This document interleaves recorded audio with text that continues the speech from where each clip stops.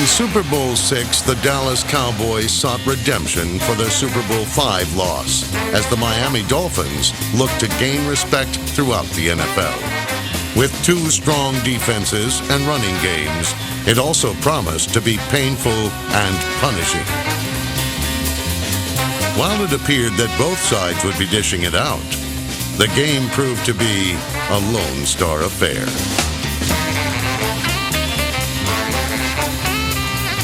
The Cowboys rushed for a record 252 yards behind Walt Garrison, Calvin Hill, and Dwayne Thomas.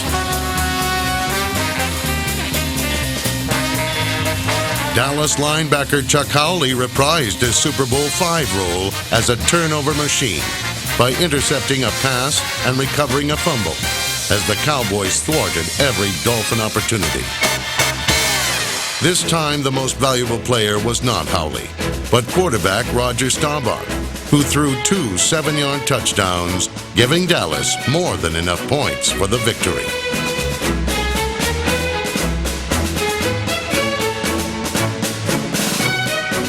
It was the Cowboys' first Super Bowl win, and it was a long time coming, as Dallas finally earned its place among the NFL elite.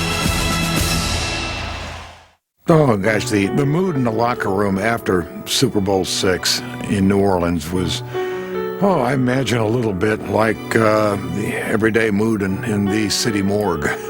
It was a very dark mood. It was quiet. It was sullen. There were a lot of tears being shed. I remember exactly what Don said after the game. He said, "We're a family." He said, "Good families stand together." There's a million reasons you can lay blame on someone else in a team sport for why your team lost. But he said the mark of true great teams is that when things are really bad against you, is your ability to stand together and share in the blame. Not to pawn it off on each other, but to shoulder it as a unit. And that's what he wanted. And to some degree, I think that's what the team did. It closed down, became kind of hard-shelled, and started to look towards next year at that very moment.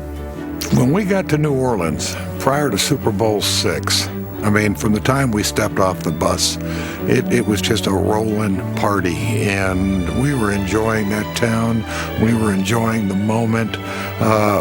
Subconsciously, I think in our minds, we must have just been so happy to be there, and we weren't really focused on winning the game. You know, the facts are, whether Manny wants to admit it or not, is that the Cowboys beat us. You know, Landry did a better coaching job than I did.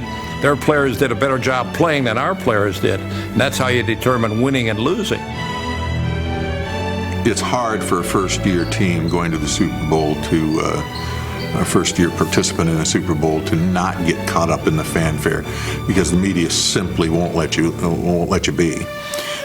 You have to spend a buku time on crazy things that have nothing to do with the game, really. I'm sure that there were some temptations out there, and some of our players probably did take advantage of the curfews and do some things that they maybe shouldn't have done.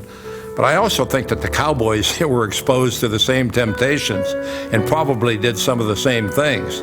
So, I'm sure that they weren't squeaky clean, and we did these things that caused us to lose the football game. We were a young, immature team, and certainly that fanfare cost us, I think, in the game.